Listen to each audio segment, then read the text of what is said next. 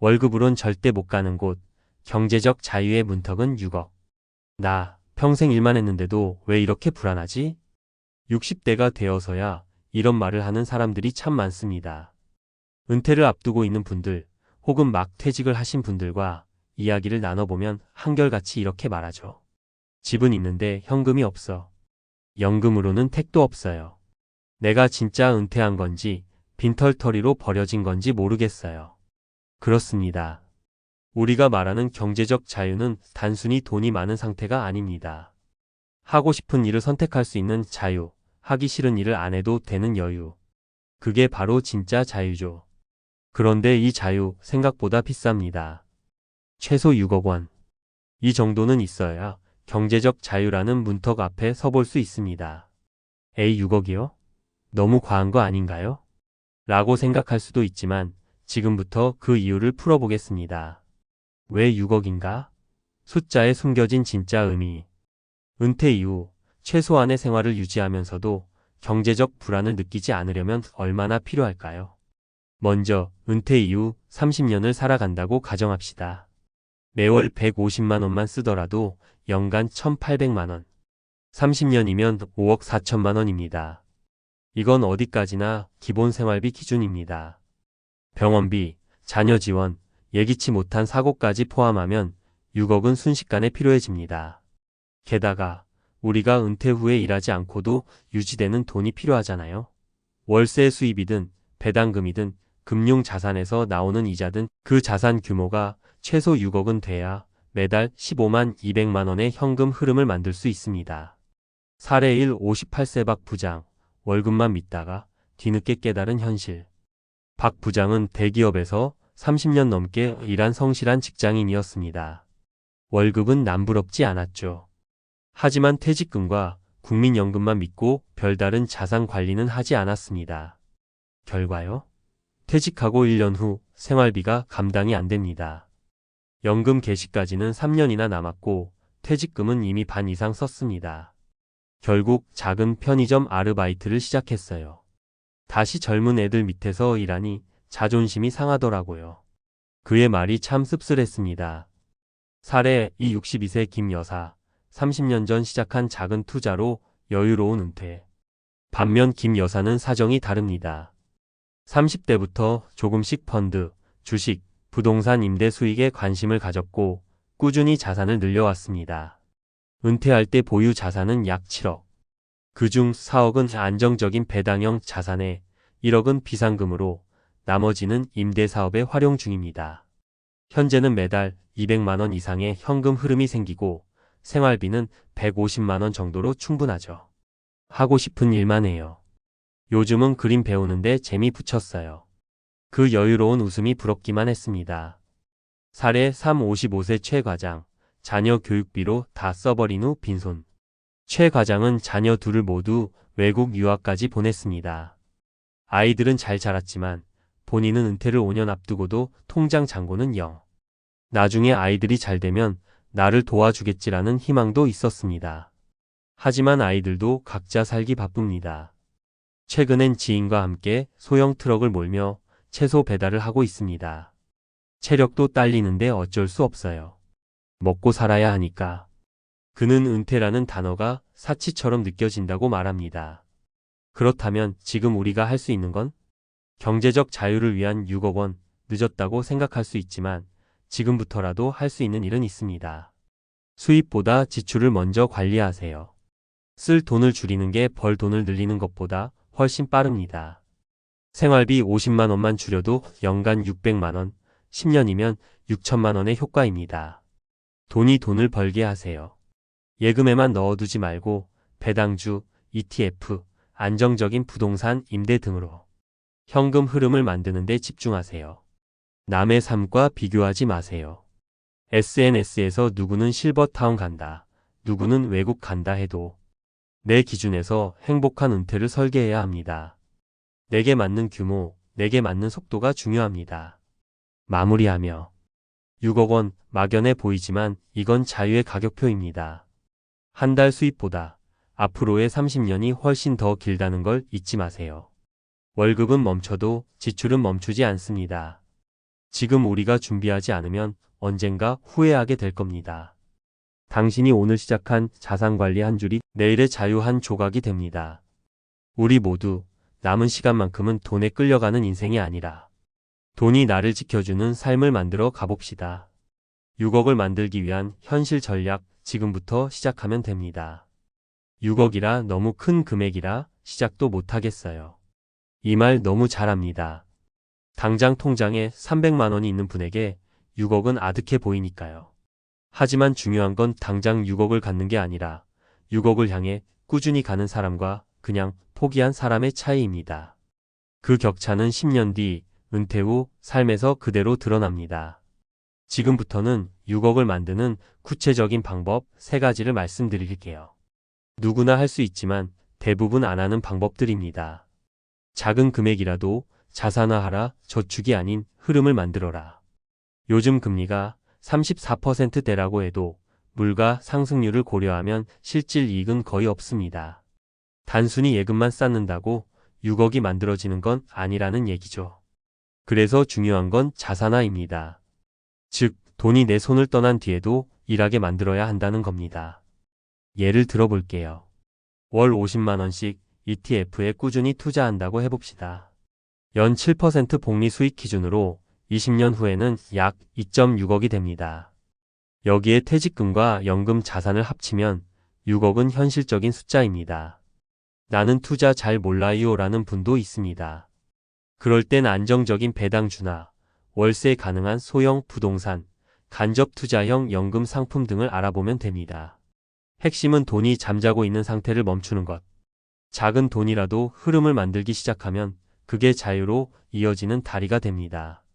돈이 새는 구멍을 막아라. 은근히 무서운 소비 습관. 아무리 벌어도 왜 돈이 안 모일까? 답은 늘 지출에 있습니다. 특히 5060대가 흔히 빠지는 소비 함정이 있어요. 자녀에게 끊임없이 퍼주기, 과도한 자동차 유지비, 과시성 소비 브랜드 옷, 고급 외식 등 사용하지 않는 정기 구독들, 이번 달만이라는 자기 합리화 소비. 이런 것들이 매달 30만 50만 원씩 새고 있다면 연간 600만 원, 10년이면 6천만 원 이상을 잃는 셈입니다. 여기서 줄인 돈은 그냥 아끼는 게 아니라 앞서 말한 자산화로 연결해야 진짜 의미가 생깁니다. 소비는 순간의 만족, 자산은 평생의 안전망이라는 말 절대 과장이 아닙니다. 60세 이후에도 현금 흐름이 나오는 구조를 만들어라. 6억 자산이 있어도 그걸 어떻게 굴리느냐에 따라 결과는 천차만별입니다. 그래서 은퇴 이후에도 수익이 계속 들어오는 구조가 반드시 필요합니다. 예를 들어 아래 같은 구조를 만들 수 있어요. 소형 임대 부동산 월세 70만 100만 원, 배당 ETF 투자 월 50만 원, 유튜브, 블로그 등 1인 콘텐츠 수익 월 30만 원, 파트타임 또는 프리랜서 소득 월 50만 원. 이렇게만 해도 매월 200만 원의 생활비가 나옵니다. 필수 지출을 커버하고도 남는 수준이죠. 즉, 경제적 자유란 일을 안 해도 되는 상태가 아니라 이를 선택할 수 있는 구조를 말합니다. 내 삶을 지키는 건 결국 내 손에 달려 있다. 많은 사람들이 은퇴를 앞두고 이렇게 말합니다. 나라가 해줘야지, 연금이 해결해주겠지, 자식들이 뭔가 해주겠지. 하지만 이제 그런 시대는 지났습니다. 자식도 국가도 우리 노후를 책임져 주지 않습니다. 내가 준비한 만큼만 자유롭고 내가 계획한 만큼만 편안할 수 있습니다. 경제적 자유의 문턱은 6억이라는 말은 그냥 숫자가 아닙니다. 그건 막연한 미래를 지금부터 내 손으로 설계하라는 강력한 메시지입니다. 마무리하며 아직 늦지 않았다. 혹시 이런 생각 들지 않으세요? 내 나이에 6억이 가능할까? 지금 시작해도 늦지 않았을까? 하지만 진실은 이렇습니다. 늦었다고 생각되는 지금이 가장 빠른 순간입니다. 1년만 더 늦추면 기회는 반토막 납니다. 지금부터라도 지출을 줄이고 자산을 만들고 흐름을 설계하면 5년 뒤, 10년 뒤는 지금과 완전히 다른 삶이 기다릴 수 있습니다. 그리고 꼭 6억이 안 되더라도 그 6억을 향한 준비가 곧 당신의 삶을 바꾸는 출발점이 됩니다. 당신의 경제적 자유는 누구도 대신 준비해주지 않습니다. 하지만 지금 바로 당신 손으로 시작할 수는 있습니다. 내가 택시만 몰면 노후는 편할 줄 알았지. 공무원 연금에 개인 택시 한 대면 남은 인생은 여유롭겠지. 퇴직 직전까지 그렇게 굳게 믿었습니다. 30년 가까이 시민을 위해 일했고 정년퇴직 뒤엔 자유로운 택시기사로 두 다리 쭉 뻗고 살 거라 생각했죠. 하지만 첫날 매출을 마감한 순간 그는 핸들 위에 머리를 떨궜습니다. 기름값, 가맹료, 보험료를 빼고 남은 순수익은 10,000원도 안 되네. 이 충격적인 숫자는 우리 모두에게 묻습니다. 은퇴 후 정말로 현실을 제대로 계산해 본 적이 있나요? 아래 글은 개인 택시가 노후 해법이라 믿었던 한 퇴직 공무원의 실제 하루 수입을 통해 은퇴 준비에서 흔히 놓치는 3가지 함정과 현실적 대안을 구어체로 풀어낸 정보성 에세이입니다. 내 얘기 같다 싶은 분이라면 끝까지 읽어보세요. 1. 착각의 덕 고정수입 부업 걱정 끝. 퇴직 공무원 어시 63는 연금 실수령액 월 220만원. 여기에 개인 택시로 하루 10만원만 벌어도 월 500은 찍겠다 계산했습니다. 그러나 현실은 평균 순수익 2만원. 연료비 하루 3만원. 콜 가맹 수수료 1만원. 차량 할부 보험 정비 적립 하루 환산 4만원. 남는 건 2만원 남짓? 이럴 줄 알았으면 차라리 편의점 알바가 낫겠다는 탄식이 나왔습니다. 교훈 예상 수입이 아니라 순수익을 따져라. 고정비, 변동비, 감가상각까지 시뮬레이션해야 한다. 2. 사례로 보는 3가지 현실 체크 포인트. 사례 택시 대신 온라인 강의로 월 70만원. 같은 동기 B씨 62는 공무원 시절 민원교육 강사 경험을 살려 은퇴 직후 줌지 OOM 실시간 강의를 열었습니다. 초기 장비비 30만원, 홍보는 SNS 무료 채널. 첫 달 수강생 15명, 강의료 1인 5만원, 매출 75만원, 순수익 70만원. 시간은 주 4시간. 포인트 내 경력 지식을 디지털 자산으로 전환. 초기 비용 체력 소모. 시장은 전국 전 세계 스케일. 사례 주택연금 시간제 돌봄으로 생활비 해결. 시부 부부인 60, 남편 65는 시내 아파트를 주택연금으로 전환해 월 130만원 확보. 남편은 오후 3시간 초등 돌봄 교실 보조로 월 55만원 벌어 총 185만원. 포인트 자산 유동화 저강도 근로. 집은 살면서 연금으로, 노동은 체력에 맞춰. 둘 다 작지만 꾸준한 현금 흐름이 핵심. 사례 작은 농막 지역화폐 알바로 자급자족. DC 68는 도시생활비 부담을 줄이려 귀촌. 99위 텃밭 농막을 임차월 20만원 하고 마을에 간 지역화폐 지급 공공근로 주 2일 참여해 월 40만원 수령. 식비는 절반 이하로 감소. 실질 생활비 월 80만원에 만족. 포인트 지출 최소화 공동체 경제 참여. 소비를 줄이면 적은 돈도 큰 돈. 지역 네트워크가 곧 일자리. 3. 은퇴 준비 3단 점검표. 현금 흐름 시뮬레이션. 고정비, 변동비, 예비비, 건강, 차량, 가족 행사까지 최소 3년치 가정해보라. 체력 건강 리얼리티 체크. 하루 10시간 운전. 60대에게는 근무 환경이 아니라 건강 리스크다. 정기 검진 결과를 바탕으로 가능한 노동 시간을 숫자로 적어라. 경력 자산화 앤드 네트워크 확장. 당신이 쌓아온 보고서, 강의 자료, 노하우는 콘텐츠다. 퇴직 23년 전부터 온라인 플랫폼 유튜브 클래스 100일 등의 계정 개설, 작은 수익이라도 경험하라. 4. 그렇다면 개인 택시는 완전 불합격일까? 아니다. 조건부 선택지다. 도심 심야 전문으로 틈새 시장 공략. 관광 해설 택시처럼 스토리텔링 가이드 부가가치 결합. 전기차 전환으로 연료 정비비 절감. 즉 그냥 택시가 아니라 차별화된 서비스여야만 노후 플랜이 성립한다. 5. 마무리 핸들을 놓고 계산기를 잡아라. 퇴직 공무원 어씨는 결국 택시를 처분하고 구청 시절 인사 노하우를 살려 경력관리 컨설턴트로 방향을 틀었습니다. 한 달 수입은 아직 150만원 남짓이지만 몸이 덜 힘들고 성장 가능성이 보인다는 데서 큰 만족을 느낍니다. 은퇴 후 첫 단추는 몸이 아니라 머리로 버는 구조를 만드는 일. 그리고 그 시작은 희망적 추산이 아닌 잔혹한 현실 숫자를 직시하는 데서 출발합니다. 오늘도 운전대를 잡으려던 손을 잠시 멈추고 가계부와 엑셀을 열어보세요. 당신의 노후 플랜 아직 수정할 시간은 충분합니다. 6. 그래서 어떻게 시작하지? 실전 가이드 5단계. 알겠는데 막상 엑셀을 열면 칸이 너무 많아 눈앞이 하얘져요. 그런 분들을 위해 퇴직 1년 차 체크리스트를 순서대로 정리했습니다. 편하게 따라오세요. 지갑 털어보기 30일 지출 기록. 현금 카드 계좌, 이체 내역을 몽땅 다운로드해 커피 한 잔까지 적어보세요. 평균값이 아니라 최대값을 기준으로 필수 선택 구분표를 만듭니다. 미니 은퇴 시뮬레이션 3개월 실험. 연금 예상, 부업, 수입 필수 지출로 살아보기. 부족분은 적금이든 카드든 진짜로 메꿔보세요. 3달이면 허상이 드러납니다. 몸 상태 스캔 3대 건강지표 측정. 혈압, 혈당, 근력, 악력만 매주 기록해도 체력 한계가 숫자로 보입니다. 하루 10시간 운전 가능이 소설인지 현실인지 금세 확인돼요. 경력 자산화 파일 3개부터. 퇴직 전 만들었던 문서 강의 안보고서 중 대표작 3개를 PDF로 변환 구글 드라이브에 올리고 링크를 지인 5명에게 공유해 피드백을 받으세요. 이것이 곧 온라인 강의 전자책 컨설팅 포트폴리오의 씨앗입니다. 작은 수입 테스트 100원이라도 벌어보기. 블로그 원고료, 중고거래, 재능마켓 금액보다 거래 경험이 중요합니다. 내가 만든 가치가 현금으로 바뀌는 감각을 맛봐야 동기부여가 붙어요. 7. 사례 추가. 저 사람도 됐다는데 나도?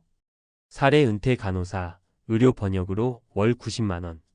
이시 60일은 영어 간호기록 번역 자격증을 따고 재택 플랫폼에 등록. 하루 2시간 투자해 월 평균 90만원. 허리 안 아프고 병원 경험이 그대로 돈이 돼요. 사례 단칸방 게스트하우스로 부부 월 120만원. F부 부육 1563는 집 1층 빈방을 개조해 주말만 단기 임대. 청소 세탁 직접 하고 아침은 토스트 제공. 주말 예약률 80%, 순수익 월 120만원. 손님과 수다 떠니 무료한 노후도 사라졌죠. 사례 전기차 시대, 충전소 점검 알바로 월 60만원. 퇴직 엔지니어 지시 67는 지자체 위탁, EV 충전기 상태 점검 파트타임. 주 3일, 하루 3시간 현장 방문해 사진 온도 전압 체크 후 앱에 업로드. 전공 덕에 일도 쉽고 걷다 보니 운동도 돼요. 공통 분모. 기존 경력 자산 거주 공간을 살짝 변주해 수입을 만들었다는 것. 완전 새로운 기술보다 내가 이미 가진 것에 돋보기를 대면 길이 보입니다. 8. 체력 정신력 관리 루틴. 돈보다 몸이 먼저다. 주 3회 30분 근력 30분 유산소 WHO가 권고하는 시니어 기본 세트. 하루 5분 복식 후 명상, 스트레스 불면 완화, 혈압 안정. 새로운 길 매주 1회 걷기. 해마 중추 자극 치매 위험, 창의성. 일과 휴식 4515 타이머. 집중도는 유지, 허리 누는 보호. 돈은 잃어도 다시 벌 수 있지만 건강은 복구 비용이 훨씬 비싸다는 걸 잊지 마세요. 9. 위험 분산. 삼총사 계란을 3바구니에. 현금 흐름 바구니, 연금 부업임 대수입 등 최소 3줄기 확보. 유동성 바구니, 생활비 6개월치 의료비 300만원 별도 통장. 성장 바구니, ETF 배당 주피 EP 등 저위험 성장형 자산으로 연 4% 목표. 한 줄이 끊겨도 두 줄이 버텨주는 구조를 만들면 공포가 사라집니다. 10. Q&A. 독자가 가장 자주 묻는 3가지. Q1. 노인 일자리는 수입이 너무 적다는데요. A. 시급 1만원짜리라도 해보세요. 경험 네트워크 정보가 파이프라인을 넓혀줍니다. 첫 단추일 뿐이에요. Q2. 연금만으로는 부족하지만 투자는 무섭습니다. A. 소액 자동이체 ETF로 시작해보세요. 변동성을 겪어봐야 공포가 줄고 복리시간이 여러분 편이 됩니다. Q3. 가족이 왜 그 나이에 일하냐며 말립니다. A. 대화 포인트는 돈이 아니라 자존감, 건강, 사회적 연결입니다. 목적을 돈에만 두면 갈등이 커져요. 11. 결론. 핸들을 내려놓고 노트북과 만보계를 들자. 퇴직 공무원 어씨가 택시를 팔던 날 이렇게 말했습니다. 노후엔 2가지 속도가 필요해요. 돈은 천천히 불리고 몸은 천천히 써야 하니까. 당신도 오늘 당장 지출표를 써보고 100원이라도 직접 벌어보세요. 그 작은 경험이 내일의 불안을 가능성으로 바꾸는 첫걸음입니다. 그리고 기억하세요. 노후 준비는 숫자 싸움이지만 행복은 라이프 스타일 싸움이라는 사실을 지금부터라도 핸들 대신 노트북을 켜고 만보개를 차고 집 밖으로 나가세요. 당신의 은퇴 이막은 아직 한 페이지도 쓰이지 않은 신작입니다. 억대 연봉을 받았으니 은퇴 후에도 걱정이 없을 거라고 생각했어요. 많은 사람들이 이런 이야기를 합니다. 하지만 현실은 그렇지 않습니다. 높은 연봉을 받던 직장인도 은퇴 후 계획이 부족하거나 잘못된 선택을 하면 라면 한 봉지 사기조차 망설여지는 처참한 상황에 놓일 수 있습니다. 세상은 변하고 돈의 가치는 줄어들며 우리가 당연하게 여겼던 삶의 기반이 흔들릴 수도 있습니다. 이 글에서는 은퇴 준비의 중요성과 그 과정에서 흔히 저지르는 실수들, 그리고 이를 극복할 수 있는 방법들을 3가지 실제 사례를 통해 이야기해 보려 합니다. 1. 사례 1. 준비 없는 은퇴가 가져온 충격. 김모 씨 59세의 이야기. 김 씨는 대기업에서 30년간 근무하며 억대 연봉을 받던 성공한 직장인이었습니다. 하지만 그는 은퇴 후에도 연봉에 맞는 소비 습관을 유지하려 했습니다. 새 차를 계약하고 자녀의 결혼 비용을 지원하며 여행을 계획했죠. 문제는 그가 정확한 은퇴 후 수입과 지출 계획을 세우지 않았다는 겁니다. 퇴직 후 2년이 지나자 퇴직금은 고갈되었고 연금으로는 생활비조차 충당이 어려웠습니다. 결국 김 씨는 주택을 팔고 작은 월세 아파트로 이사했지만 매달 부족한 생활비 때문에 대리운전까지 시작하게 됐습니다. 그는 퇴직 전에 돈 관리와 소비 습관을 바꿨더라면 이런 상황은 피할 수 있었을 것이라고 말했습니다. 교훈. 은퇴 전부터 소비 습관을 조정하고 실질적인 생활비를 예산화해야 합니다. 퇴직금을 의존하지 말고 정기적인 수입원을 확보하세요. 2. 사례 2. 고정 수입의 중요성을 깨달은 이들. 박 부부 65세, 63세의 이야기. 박 씨 부부는 젊은 시절부터 은퇴 후를 위해 부동산 투자를 이어왔습니다. 하지만 2020년 이후 부동산 시장이 급격히 변동하면서 예상했던 임대 수익이 감소했죠. 수입은 줄었는데도 생활비는 계속 증가했고 은퇴 후 안정적인 수입원이 없는 그들은 노후 생활을 재정적으로 유지하기 어려워졌습니다. 박 씨는 고정적인 월 수입이 얼마나 중요한지 그때 깨달았다며 부족한 생활비를 보충하기 위해 소일거리를 찾았습니다. 이후 그는 작은 퇴직자 모임에서 배운 기술로 간단한 온라인 강의를 열어 고정적인 수입원을 확보했습니다. 교훈. 은퇴 후 안정적인 고정 수입원이 반드시 필요합니다. 재정적 리스크를 분산하고 다양한 소득원을 마련하세요. 3. 사례 3. 사소한 준비가 인생을 바꾸다. 이모 씨 52세의 이야기. 이 씨는 50대 초반부터 퇴직 후를 대비해 소규모 사업을 준비했습니다. 그는 전문적인 바리스타 자격증을 취득하고 작은 커피 트럭을 운영하기 시작했죠. 퇴직 후에도 꾸준히 커피 트럭을 운영하며 은퇴 후 삶을 경제적으로 유지할 수 있었습니다. 퇴직 전 작은 준비가 내 노후를 살렸다는 그의 말처럼 작은 행동이 큰 변화를 만들어냈습니다. 교훈. 은퇴 전 작은 취미나 자격증 취득으로 새로운 직업의 가능성을 열어두세요. 지속 가능한 경제 활동을 고려하세요. 결론. 은퇴 후의 삶, 지금부터 준비하자. 은퇴는 누구에게나 찾아오는 자연스러운 과정입니다. 하지만 그 과정이 행복으로 가득 찰지 아니면 좌절과 후회로 가득 찰지는 지금의 선택에 달려 있습니다. 위 사례들이 보여주듯 소비 습관을 조정하고 고정 수입원을 마련하며 새로운 기회를 탐색하는 준비가 중요합니다. 여러분의 노후는 어떤 모습인가요? 오늘이 은퇴 준비를 시작하기에 가장 적합한 날입니다. 작은 변화로 여러분의 미래를 바꿔보세요. 은퇴 준비는 선택이 아니라 필수입니다. 억대 연봉? 퇴직 후 라면조차 사기 힘들어진 그의 비극적인 결말. 전문가 칼럼. 은퇴 후 삶을 구하는 3가지 필수 전략.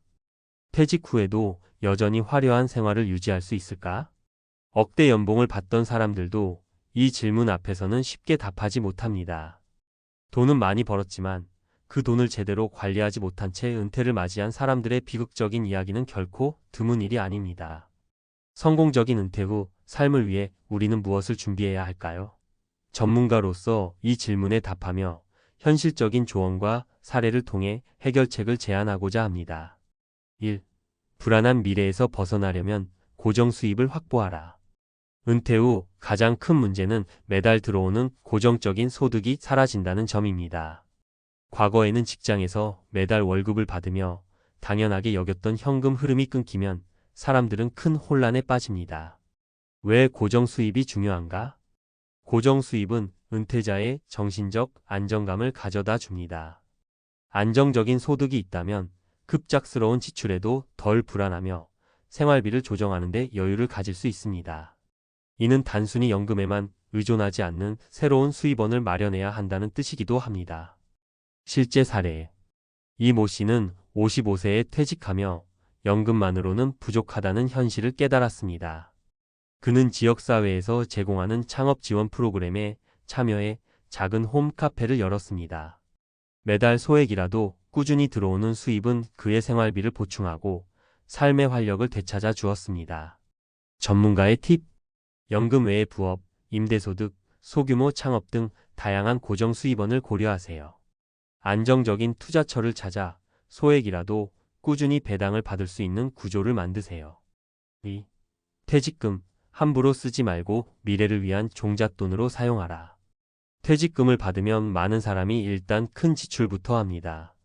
자녀 결혼 지원, 자동차 구입, 여행 등 지금 당장 필요한 것에 퇴직금을 써버리는 경우가 많습니다. 그러나 퇴직금은 노후 생활을 위한 종잣돈이라는 점을 잊어서는 안 됩니다. 실패 사례와 교훈. 김모 씨는 퇴직 후 퇴직금으로 새 차를 사고 가족과 해외여행을 다녀왔습니다. 이후 1년이 지나자 예금 잔고는 바닥을 드러냈고 연금만으로는 생활이 어려워졌습니다. 결국 그는 은퇴 후 생활을 위해 대출을 받아야 하는 상황에 놓였습니다. 전문가의 팁. 퇴직금은 반드시 장기적인 투자나 고정적인 수입원을 만드는 데 사용하세요. 지금 당장이 아니라 미래의 안정을 우선적으로 고려하세요. 재정 전문가와 상담하여 퇴직금의 사용 계획을 철저히 세우세요. 3. 소비 습관을 바꾸고 작은 삶의 즐거움을 찾자. 은퇴 후에도 현역 시절의 소비 습관을 유지하면 금세 재정적 위기에 봉착할 수 있습니다. 고급 자동차, 외식, 명품 구매 등 소비가 과도한 사람들은 은퇴 후에도 이를 줄이지 못하는 경우가 많습니다. 성공 사례의 작은 소비가 가져온 행복. 박 씨 부부는 은퇴 후 소비를 대폭 줄이기로 결심했습니다. 외식 대신 집에서 간단히 요리하고 명품 대신 소박한 물건으로 만족을 느끼는 법을 배웠습니다. 그들은 작은 소비가 주는 소소한 행복이 훨씬 지속 가능하다고 말합니다. 전문가의 팁. 소비를 줄이는 것이 삶의 질을 떨어뜨린다는 편견을 버리세요. 미니멀 라이프라는 새로운 생활 방식을 통해 소비를 줄이고 만족감을 높이세요. 가계부를 작성하고 불필요한 소비를 점검하며 생활비를 효율적으로 관리하세요. 결론. 지금이 바로 준비할 때. 퇴직 후의 삶은 현재 우리가 무엇을 준비하느냐에 달려 있습니다. 고정 수입을 확보하고 퇴직금을 현명하게 사용하며 소비 습관을 변화시킨다면 누구나 안정적인 노후를 맞이할 수 있습니다.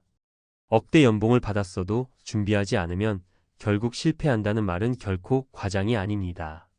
은퇴 후의 삶은 지금부터 작은 변화에서 시작됩니다. 여러분의 선택이 미래를 바꿀 수 있다는 점을 잊지 마세요. 지금 준비하지 않으면 내일은 후회만 남습니다.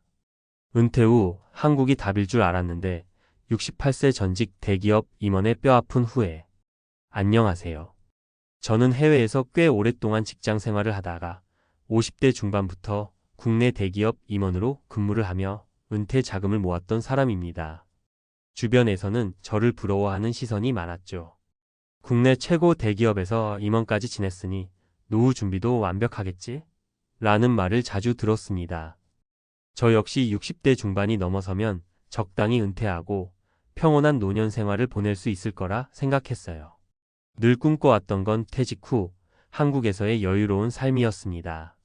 그런데 막상 은퇴를 하고 보니 현실은 제가 생각했던 것과는 많이 다르더라고요. 아, 한국에 돌아오면 모든 게 정리되고 편안해질 거야. 저는 이렇게 낙관적으로만 생각했습니다. 해외에서도 일해봤고 국내에서도 대기업 임원까지 올라가 본 경험이 있으니 어디서든 적응에는 자신이 있었거든요. 은퇴 자금도 든든하다고 믿었고요. 그런데 본격적으로 은퇴 후 생활을 시작하고 나니 생각지도 못했던 난관들이 도처에 있었습니다.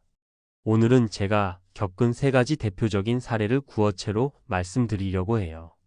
혹시나 은퇴 후 한국 정착을 고민하시는 분들에게 조금이라도 참고가 되길 바랍니다. 1. 노후 자금. 이 정도면 넉넉하다고 생각했는데 첫 번째로 말씀드리고 싶은 건 바로 재정적 문제입니다. 저처럼 대기업 임원까지 하면서 꽤 괜찮은 연봉을 받았던 사람이라면 대부분 어느 정도 자산은 갖추고 계실 거예요. 저도 그랬습니다. 해외 주식이나 펀드 같은 데에 투자도 해놓았고 한국에서 살 작은 아파트 한 채도 미리 마련해 놨습니다. 그래서 이 정도면 내 은퇴 후 삶은 충분히 넉넉하겠지라고 여겼어요. 그런데 막상 은퇴를 하고 나니 돈 나가는 구석이 생각보다 훨씬 많았습니다. 특히 나이가 들면서 건강검진이며 병원비가 크게 늘었고 대기업 임원 시절엔 회사에서 일정 부분 보조해주던 보험 혜택이나 복지 혜택이 끊기다 보니 생활비 지출 구조가 확 달라지더라고요. 게다가 생각지 못했던 일이 또 생겼습니다. 나이 드신 부모님께서 갑자기 병원으로 입원하시면서 간병 비용이 필요한데 형제 자매 중에서 제가 그나마 경제적 여유가 있다고 여겨지다 보니 자연스럽게 부담이 제게 쏠렸어요. 전혀 예상치 못했던 지출이죠. 그러다 보니 새로 들어오는 수입은 거의 없는데 계속 돈이 나가는 상황이 이어지면서 아무리 탄탄해 보이던 제 노후 자금도 빠르게 소진되기 시작했습니다. 그제야 내가 계산했던 은퇴 자금이 실제 생활비에 비해 터무니없이 부족할 수 있구나라는 걸 절감했죠. 그래서 은퇴를 준비 중이신 분들께 꼭 말씀드리고 싶어요. 생각하는 것보다 1.5배 이상은 아니 2배쯤 넉넉하게 준비하시는 게 좋습니다. 나중에 자금이 남으면 좋지, 모자라면 그 불안감은 이루 말할 수 없거든요. 이 주변에 사람은 많은데 막상 대화할 사람이 없어요. 두 번째 사례는 인간관계와 외로움에 관한 겁니다. 대기업 임원 시절에는 늘 사람들과 만나 대화하고 회의하고 보고서 검토하고 바쁘게 살았죠. 그래서 스트레스는 많아도 외롭다라는 생각은 해본 적이 없었어요. 주변에 늘 저를 찾아주는 직원들과 팀원들이 있었고 회사 내의 모임이나 경영진 모임 등으로 바쁘게 지냈으니까요. 그런데 은퇴하자마자 그 바쁘던 생활이 싹 사라집니다. 처음에는 이제야 드디어 나만의 자유시간이 생겼다 하고 기뻐했어요. 그런데 시간이 조금씩 지날수록 주위에 대화할 사람이 점점 줄어드는 게 느껴지더라고요. 회사라는 조직 밖에서 바라본 제 인간관계는 생각보다 좁았고 대부분 업무를 매개로 맺어진 관계였다는 사실도 새삼 깨달았습니다. 저처럼 60대 후반이면 주변 친구들도 대부분 비슷한 시기에 은퇴를 하거나 이미 은퇴를 하셨죠. 그런데 다들 사정이 달라요. 어떤 분은 자녀 돌보랴, 손주 보랴 바쁘고 또 어떤 분은 아예 해외로 이민 가버리기도 하고요. 예전엔 친하게 지냈지만 서로 바쁜 생활을 하다 보니 자연스레 멀어진 경우도 많습니다. 막상 함께 산책이라도 하자고 연락할 사람이 몇 명 되지 않더라고요. 더 큰 문제는 은퇴해서 집에만 있으면 생각보다 우울감이 쉽게 찾아온다는 겁니다. 내가 회사도 그만두고 이제 뭘 해야 하지? 이런 생각이 머릿속을 맴돌았죠. 그래서 초반에는 골프나 등산 모임에 가입하고 동호회 활동도 시도해봤지만 그 모임들도 나름대로 시간이 지나면 조금씩 흥미가 떨어지고 생각만큼 관계가 깊어지지 않기도 했어요. 결국 이런 외로운 문제를 극복하기 위해서는 새로운 취미, 봉사활동, 지역 커뮤니티 활동 등을 적극적으로 찾아 나서는 게 중요하다는 걸 깨달았습니다. 누가 나를 먼저 찾아주기를 기다리는 게 아니라 제가 먼저 다가가고 새로운 네트워크를 만들려는 노력을 해야 한다는 거죠. 은퇴한 이후에도 인간관계를 맺고 살갑게 유지하는 일이 이렇게 중요한지 미처 몰랐습니다. 3하루 한 번 병원 가는 게 일이 될 줄이야. 세 번째로 말씀드리고 싶은 건 건강과 의료복지에 관한 문제입니다. 사실 젊을 때야 병원에 갈 일이 별로 없잖아요. 저도 50대 후반까지는 큰 지병 없이 잘 버텨왔어요. 그런데 60대 후반이 되니 눈에 띄게 몸이 예전 같지 않더라고요. 잔병 치레부터 시작해서 한 번 아프면 회복도 오래 걸리고 몇 달에 한 번은 꼭 병원을 찾게 되기도 하고요. 해외 생활을 하면서 한국의 의료 환경에 대해 늘 장점을 듣고는 했어요. 의료 보험이 잘 되어 있어 진료비도 저렴하다, 서비스가 좋다 등등.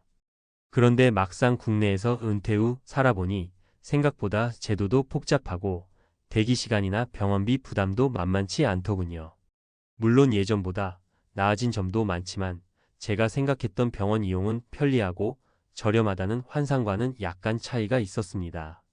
특히 나이 들수록 잔잔한 질환들이 많아지다 보니 여러 과를 옮겨 다니면서 진료를 받아야 하는 경우가 빈번했습니다.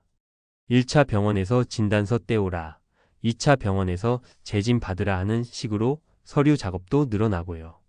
조금 더 심각한 병이라도 생기면 긴 대기 끝에 전문의를 만나야 해서 하루가 다 가버리기도 하죠. 일부 어르신들은 우리나라는 그래도 해외보다 의료비가 저렴한 편이라고 하시는데 또 다른 측면에서 보면 병원비, 약값, 간병비 등 예상치 못한 지출이 연달아 생길 수 있습니다. 저도 부모님 간병하느라 그 부담을 직접 체감했거든요. 그래서 은퇴 전에 미리 장기요양보험이니 간병보험이니 여러 가지 보험 상품들을 꼼꼼히 알아보시길 권해드립니다. 젊을 때 큰돈처럼 보여도 나중에 은퇴 후 생각지 못한 병원비를 마주하게 되면 그게 훨씬 더 큰 부담으로 다가올 수 있거든요. 은퇴 후 다시 생각해보니 많은 사람들이 한국이 살기 편하다라거나 해외보다 물가가 싸다 등의 이유를 들어 은퇴 후 한국 정착을 고민합니다. 저 역시 비슷한 기대를 안고 귀국했고 나름 여유로운 노후를 꿈꿨습니다. 그런데 돌아보니 국가나 제도적인 문제 이전에 내가 얼마나 준비하고 어떻게 내 생활을 설계했는지에 따라 은퇴 이후의 삶이 크게 달라진다는 걸 뼈저리게 느꼈어요. 돈 문제는 늘 예측 불가능한 지출이 생길 수 있으니 여유 자금을 충분히 마련해야 합니다.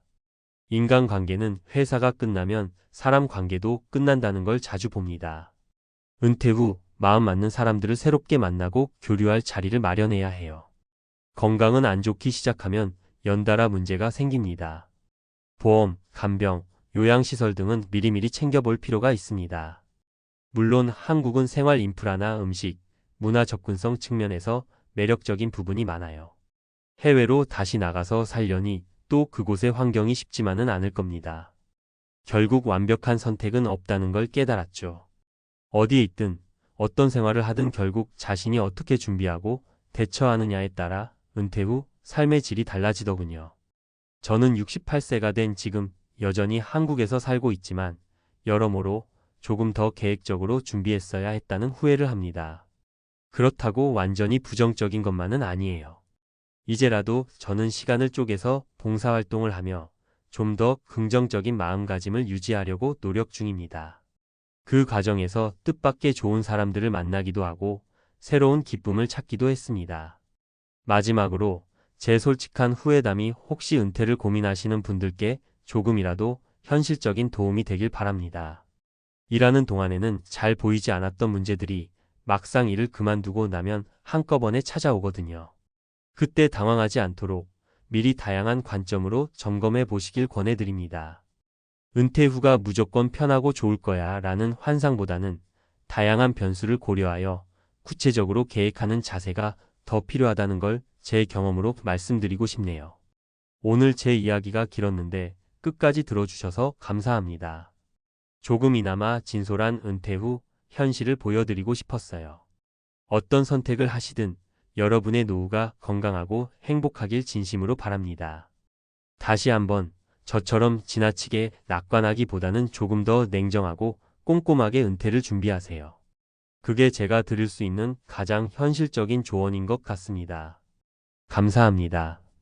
그리고 모두 힘내세요.